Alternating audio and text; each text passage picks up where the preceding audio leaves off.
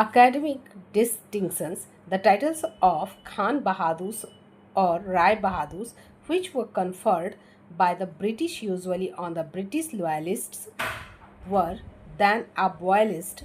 However, the awards of Bharat Ratna, Padma Vibhushan or Padma Shri do not come within the constitutional prohibition.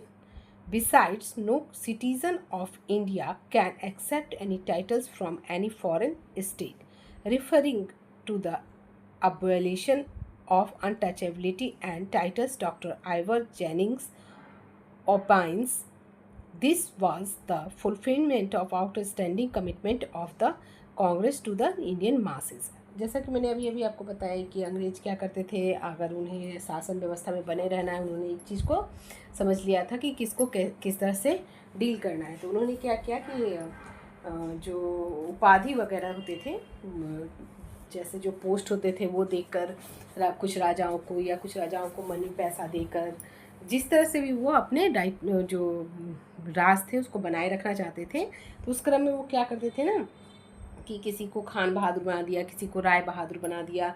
तो ये चीज़ें क्या की, जब हमारा संविधान बना तो उसमें इन चीज़ों में चेंजेज आए।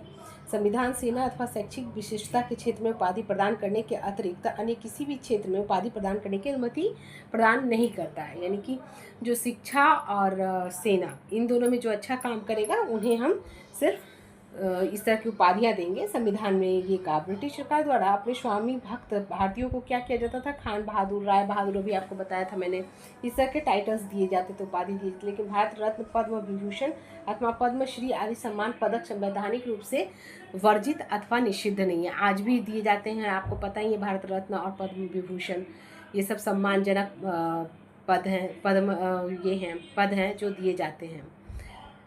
इसके अतिरिक्त किसी भी भारतीय नागरिक किसी विदेशी नागरिक की ओर से कोई उपाधि स्वीकार नहीं कर, कोई भी भारतीय नागरिक अगर बाहर से कोई उपाधि दे रहा है तो उसको वो स्वीकार नहीं कर सकता है। अस्पृश्यता और उपाधियों की समाप्ति के संदर्भ में डॉक्टर आइवर जेनिंग्स का कहना है, यह भारतीय जनता को कांग्रेस द्वारा दिए गए प्रमुख वचन की पूर्णता थी। अस्पृश्यता उपाधियों की समाप्ति, यानी कि जो अनटचेबिलिटी थी और जो इस तरह के जो उपाधि देते थे अंग्रेज, ताकि लोग खुश होकर उनकी स्वामी भक्ति कर सकें, तो इसकी एक तरह से जो कहते हैं कि खात्मा हुआ। इसकी जो बोलेंगे कि ये किसने दिया, ये दिया भारतीय कांग्रेस ने दिया कि इन चीज़ों को ख़त्म किया जाए। अब नेक्स्ट आता है right of to freedom. Freedom is the very essence of democratic government. किसी भी देश के लिए आज़ादी बहुत ही ज़रूरी चीज़ है। अगर